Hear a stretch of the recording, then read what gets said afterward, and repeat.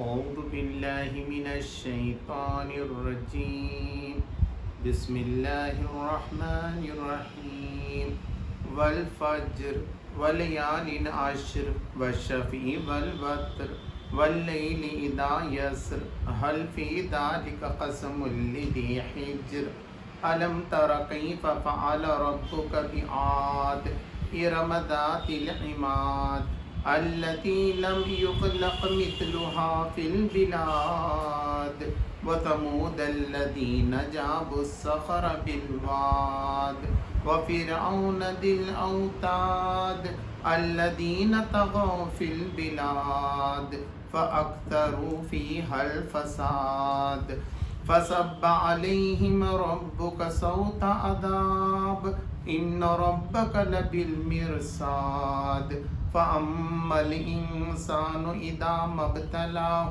ربه فأكرمه ونعمه فيقول ربي أكرمن وأما إذا ما ابتلاه فقدر عليه رزقه فيقول ربي أهانن كلا بل لا تكرمون اليتيم ولا تحاضون على طعام المسكين وتأكلون التراث أكلا لما وتحبون المال حبا جما كلا إذا دكت الأرض دكا دكا وجاء ربك والملك صفا صفا وجيء يومئذ بجهنم يومئذ يتذكر الإنسان وأنى له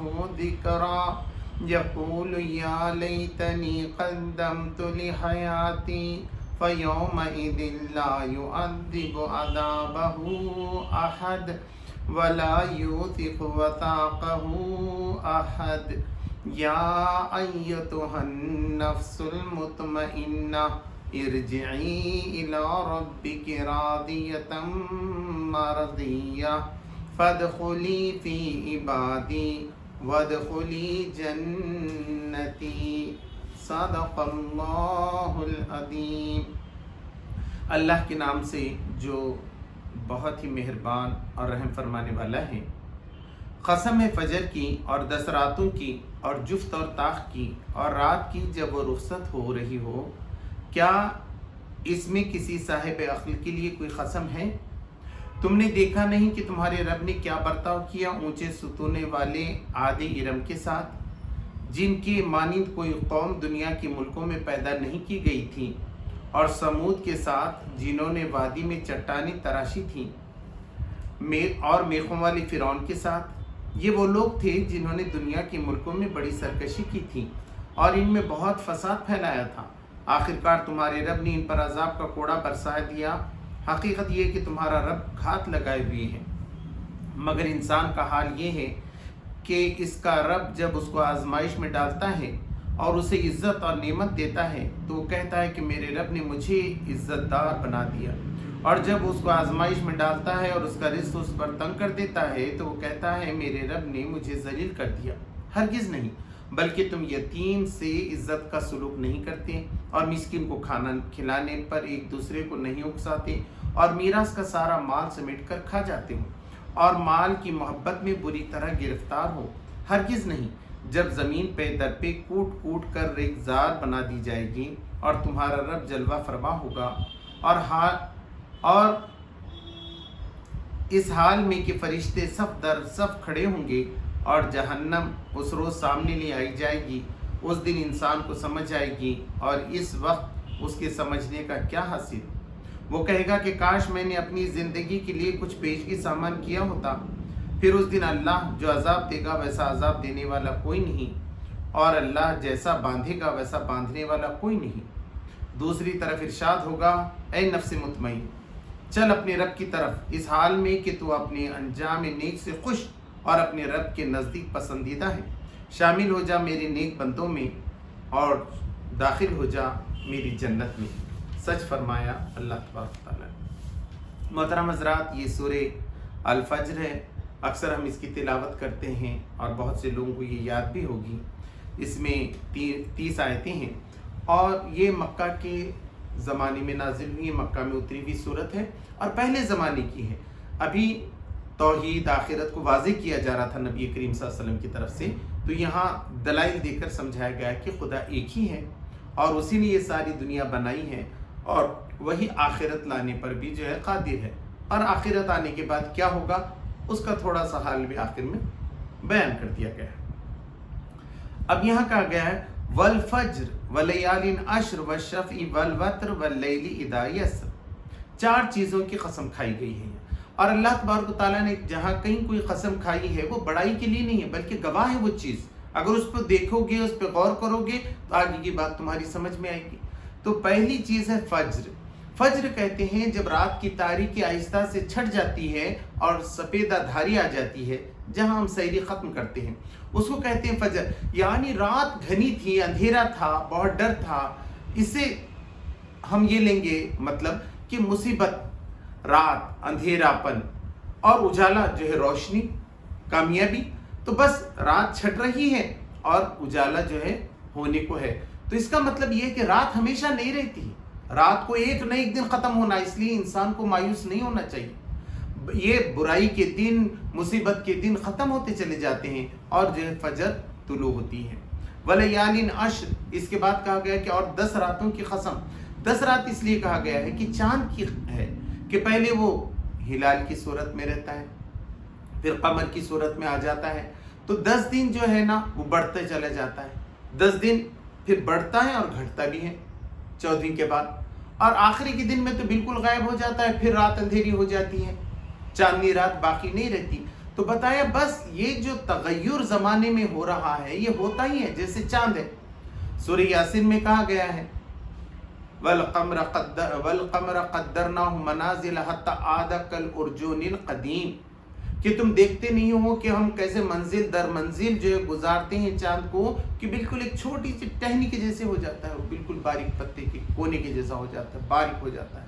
تو جس طریقے سے یہ بڑا اور گھٹ رہا ہے ایسی دنیا بھی ہے، یہ دنیا کی زندگی بھی ایسی ہے، بچہ ہے پھر بڑا ہو جاتا ہے، پھر جو ہے بوڑھا ہو کے ختم ہو جاتا ہے۔ ایسی انسان کے پاس جتنی جائیداد، پراپرٹی، بادشاہ تھا، ایک نہ ایک دن تو وہ ختم ہونے ہی والی ہے، وہ رہنے والی نہیں ہے۔ تو یہ تغیر ہونا، یہ بڑھنا اور گھٹنا یہ جاری رہتا ہے، اس کو یاد رکھنا چاہیے۔ کسی کی بھی ایک پوزیشن باقی نہیں رہ سکتی، کوئی آدمی ہمیشہ خوش نہیں رہ سکتا، کوئی آدمی ہمیشہ غم میں نہیں رہ سکتا۔ یہ اسری یسرا کا نظم ہے جو چل رہا ہے۔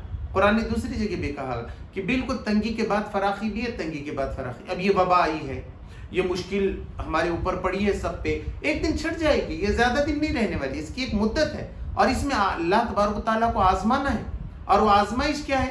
اللہ کو یہ آزمانا ہے کہ اس میں سے کون ہے جو خدمت کر رہا ہے لوگوں کی اور لوگوں کی مدد کر رہا ہے ایسے موقع پر، اور کون ہے جو چرا کر دوائیاں بیچ رہا ہے اور ڈپلیکیٹ دوائیاں بیچ رہا ہے، استعمال ہوئی جو ہے چیزیں استعمال میں لا رہا ہے۔ اب کچھ لوگ تو حق پرستوں کا ساتھ دے رہے ہیں، مدد کے لیے پیسہ بھی دے رہے ہیں، ہمت افزائی بھی کر رہے ہیں، تعریف بھی کر رہے ہیں، اور کچھ چوروں کا ساتھ دے رہے ہیں۔ تو بس یہی آزمائش، اور یہ موقع جاری رہیں گے یہ دیکھنے کے لیے کہ یہ مصیبت کے وقت کس کا کیا رول رہتا ہے اور فراوانی کے وقت، خوشی کے وقت بھی کیا رول رہتا ہے۔ والشفع والوتر، اور شفع والوتر کہتے ہیں یہ جس کو ہمارے پاس کہتے ہیں آڈ اور ایون، جیسے کہ دلی میں بھی گاڑیاں چل رہی ہیں، ایک دن آڈ نمبر کی چلتی ہیں، ایک دن ایون نمبر کی چلتی ہیں۔ آڈ یعنی 1، 3، 5، ایون یعنی 2، 4، 6، اس طریقے کے۔ تو اللہ تبارک و تعالیٰ نے یہ آڈ اور ایون بنایا۔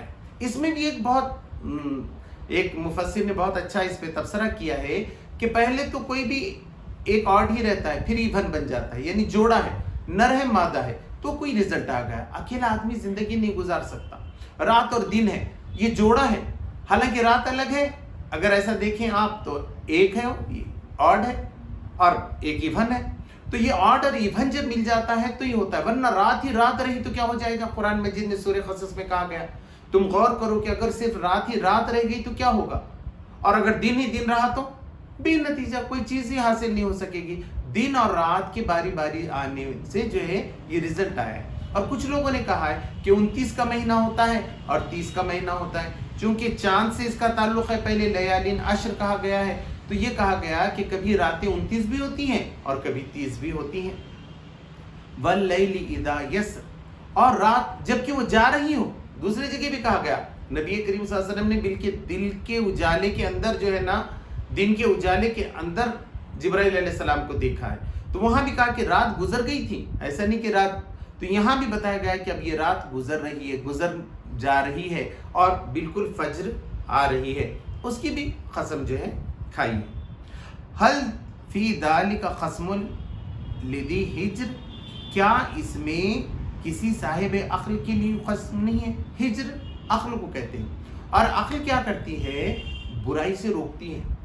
اگر کوئی آدمی ڈپلیکیٹ بھی کر رہا ہے تب بھی اس کو عقل یہ بتاتی ہے کہ تو غلط کام کر رہا ہے، ایک دن اگر تو پکڑا گیا تو تجھے بہت سزا مل سکتی ہے. اور وہ یہ بھی بتاتی ہے کہ یہ چوری کر کے، پیسے چورا کے کبھی بھی کوئی آدمی کبھی دنیا میں کامیاب نہیں ہوا، جھوٹ بول کر کبھی دنیا میں آدمی کامیاب نہیں ہوا. عقل بالکل سمجھاتی ہے. عقل کو نوح بھی کہتے ہیں اس لیے، ینہون عن المنکر، روکو، برائی سے روکنا. تو عقل کیا کرتی ہے؟ انسان کو روکتی ہے. میں کوئی برا کام کر رہا ہوں تو وہ کہتا ہے کہ دیکھ آج تھوڑا سا برا کام کر لیا تو نے، بعد میں کیا ہوگا. یوسف علیہ السلام کے بارے میں بھی کہا گیا کہ وہ اس کی طرف دوڑی، اگر یہ بھی اس کی طرف دوڑتا مگر ہم نے اس کو برہان دکھا دیا. تو سمجھ میں آیا کہ ایک برا کام کرنے کے نتیجے میں پھر کتنے پرابلمس آتے ہیں، کتنے پریشانی آتی ہیں. تو عقل وہاں روکتی ہے. اگر انسان سے کبھی غلطی ہو بھی گئی تو دوسری وقت، تیسری وقت اللہ تبارک و تعالیٰ یہی تو میں دیکھ رہا ہے دنیا کے اندر کہ یہ جو موقع دیا جا رہا ہے، چاہے غم کا دو یا خوشی کا دو، تو یہ سب چیزیں جو ہے نا آزمائش کے لیے ہیں. تو بتایا گیا کیا اس میں یہ سارے نظارے دیکھنے میں اور یہ ساری گواہیاں دیکھنے میں کیا صاحب عقل کے لیے کوئی اس سے سبق حاصل نہیں کرتا ہو؟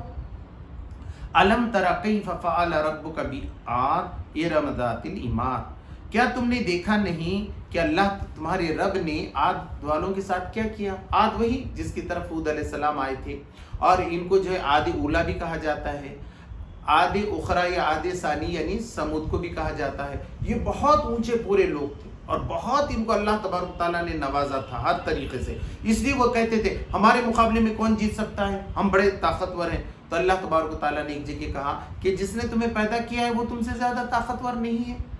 اور ان کو ارم اس لیے کہا ہے ارم ذات العماد، ان کو ارم اس لیے کہا، ارم والے جو عماد رکھتے تھے یعنی ستون والے. وہ کیا کرتے تھے؟ چٹانوں میں گھر بناتے تھے، جیسا ایلورا ایجنٹا میں بناتے ہیں، ابھی بھی بہت اچھے.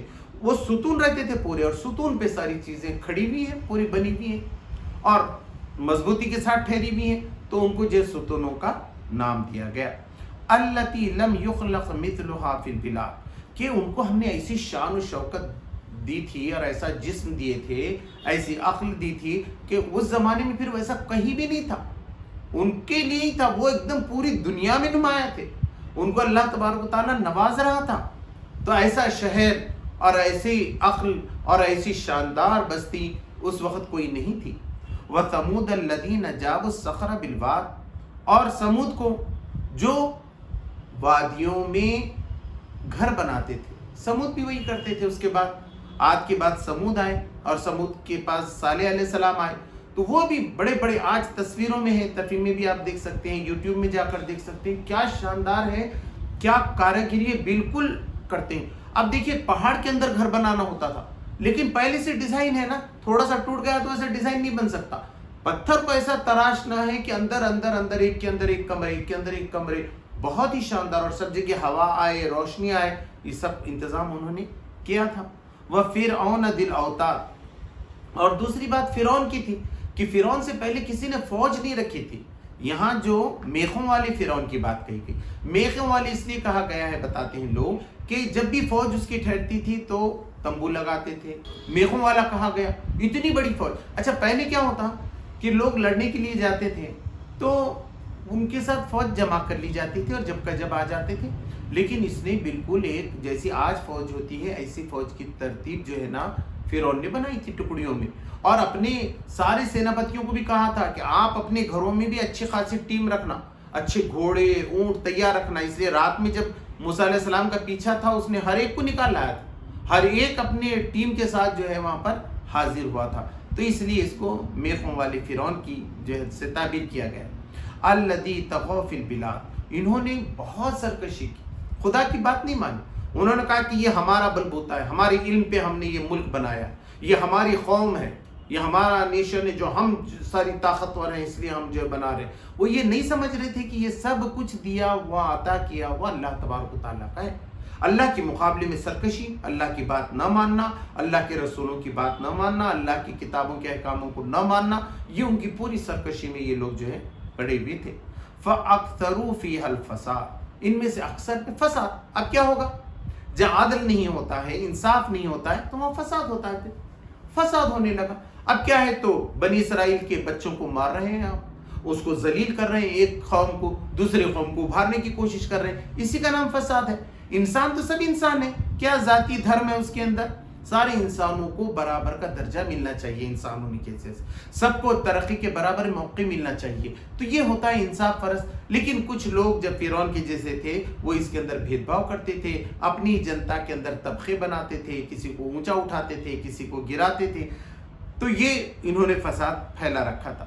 فَصَبَّ عَلَيْهِمْ رَبُّكَ صَوْتَ عَذَابٍ، پھر کیا ہو گیا؟ تیرے رب کا کوڑا عذاب کا، تیرے رب کے عذاب کا کوڑا ان پہ پڑ گیا.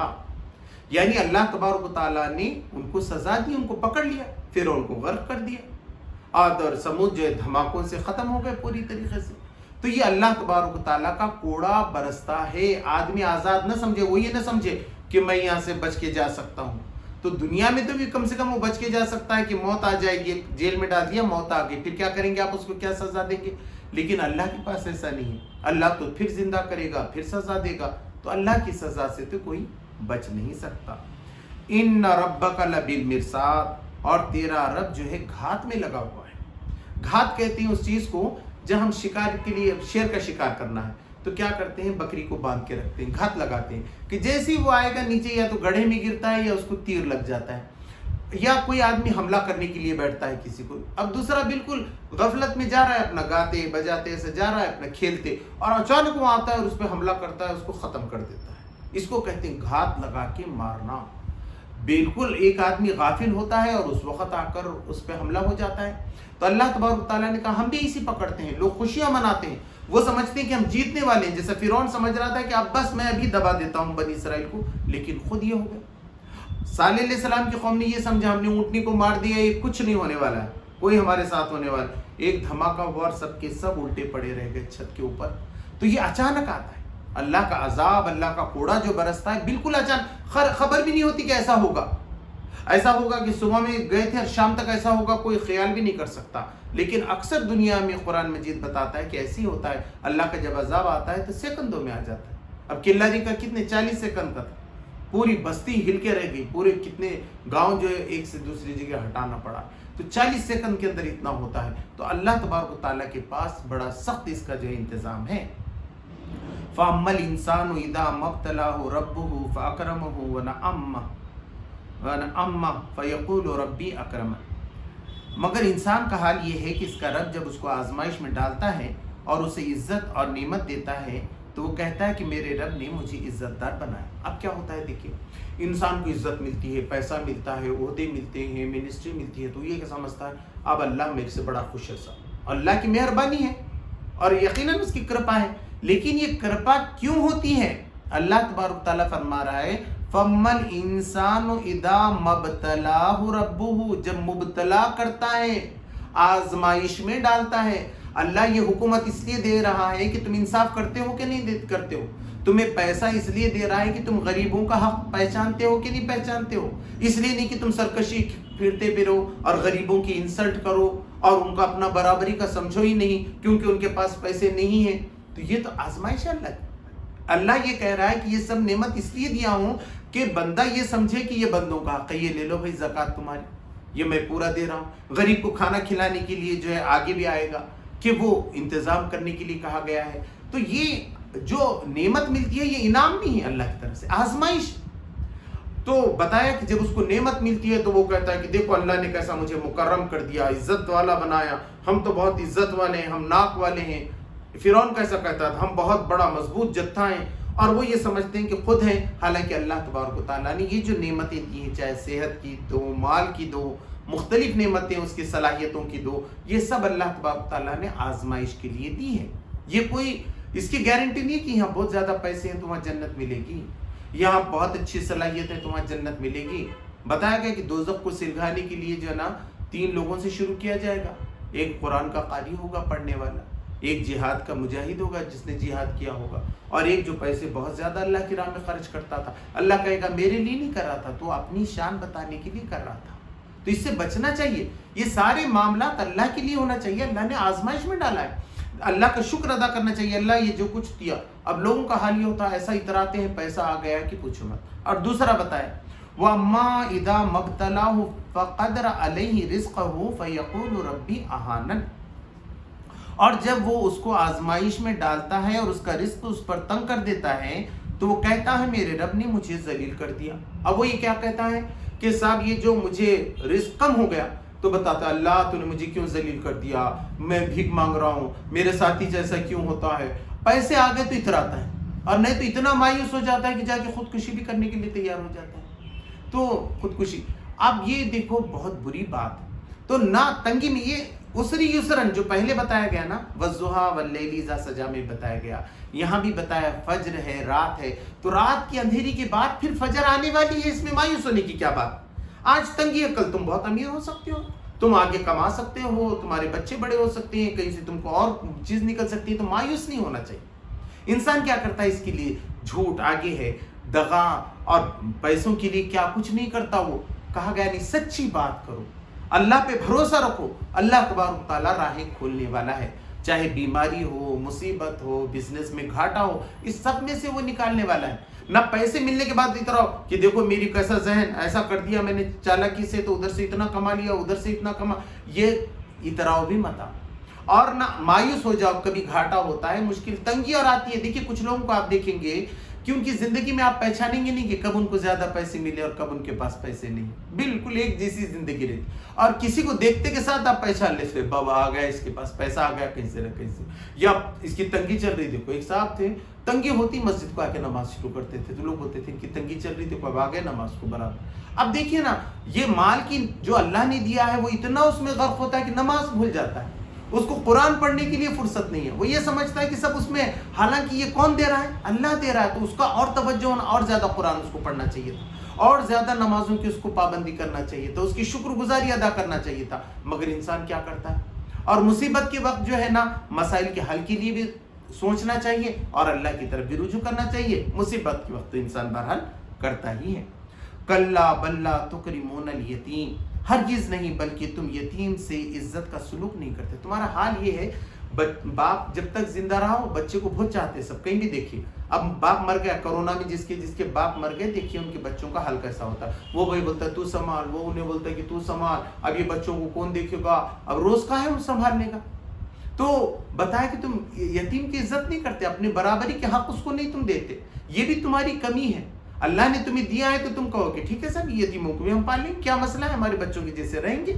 اس لیے اللہ تبارک تعالیٰ نے نکاح کا بھی کہا کہ 2 3 4 نکاح بھی تم کر سکتے ہو، لیکن یتیموں کو برابر کی عزت اور ریسپیکٹ ملنا چاہیے۔ مگر تمہارا حال کیا ہے کہ تم یتیموں کو عزت نہیں دیتے، بلکہ یہ سمجھتے ہو اب یتیم بچہ ہے، دیکھیے اس کا بہت برا حال، جو بھی یتیم ہے نا، یعنی جس کا باپ مر جاتا ہے، اس سے پوچھو کیسی آزمائش سے وہ گزرتا ہے۔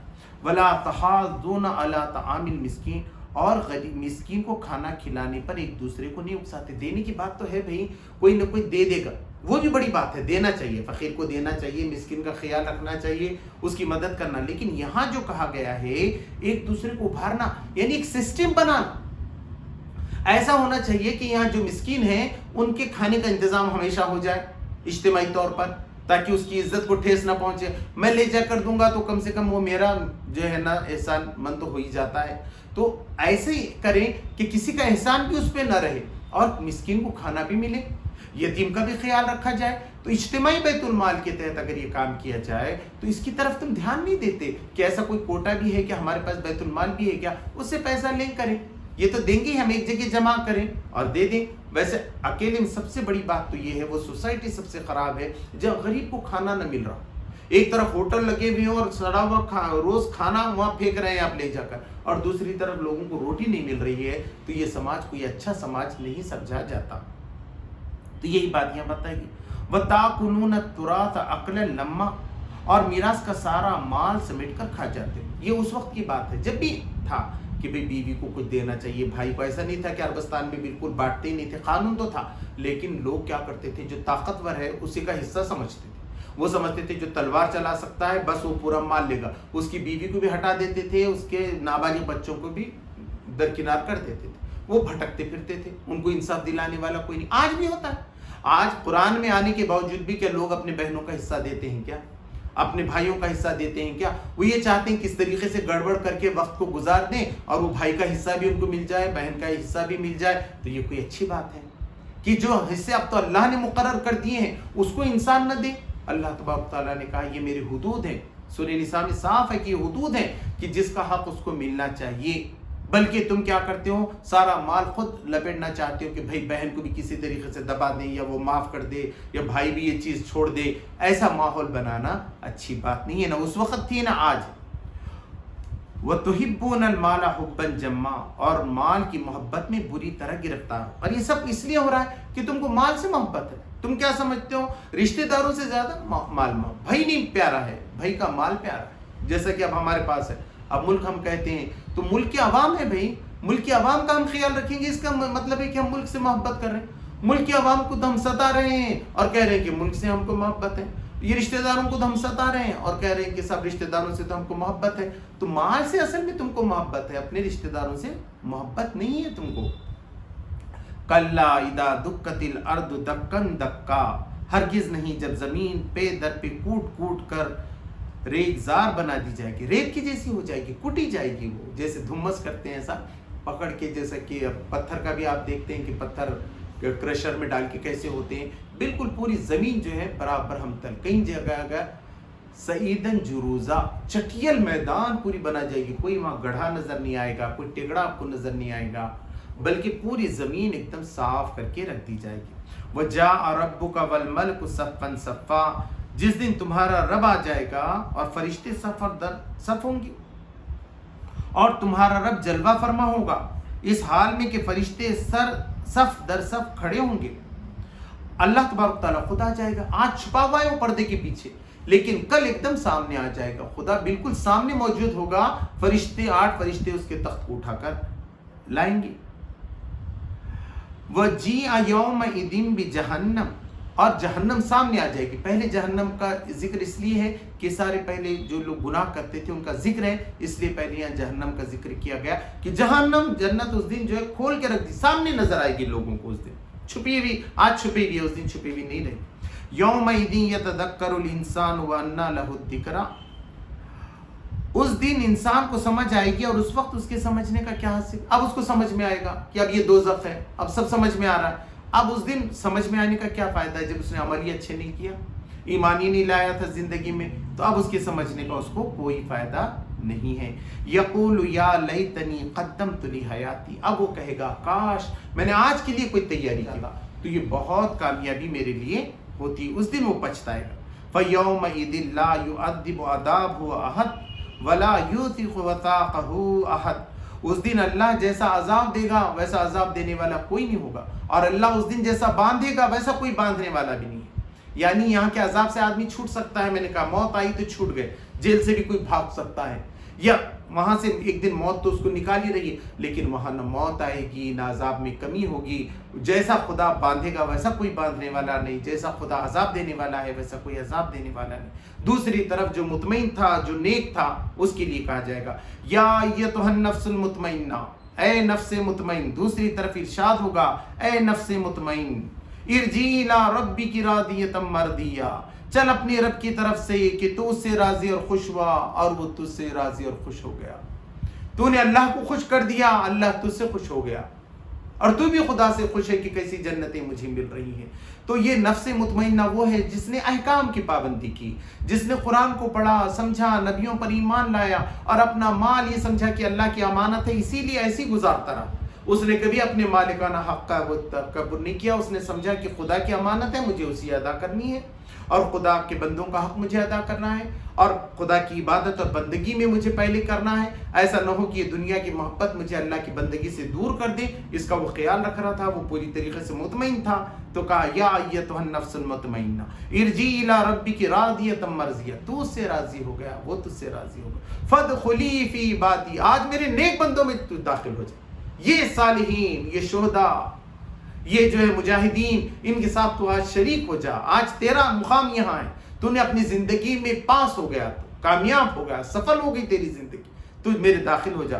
وادخلی جنتی، اور میری جنت میں داخل ہوگا. یہ جنت میں نے بنائی ہے خاص اپنے نیک بندوں کے لیے، تو اس کے اندر داخل ہو جا. اس طریقے سے یہ پوری سورت آخرت کے بارے میں بھی ہم کو بتاتی ہے اور توحید کے بارے میں بھی بتاتی ہے. اللہ تبارک تعالیٰ سے دعا ہے کہ اللہ تبارک تعالیٰ ہم کو نفس مطمئنہ عطا فرمائے اور ہمیں جنتوں میں داخل فرمائے. ربنا آتنا فی الدنیا حسنۃ وفی الآخرۃ حسنۃ وقنا عذاب النار. سبحان ربک رب العزۃ عما یصفون والسلام علی المرسلین والحمد للہ رب العالمین.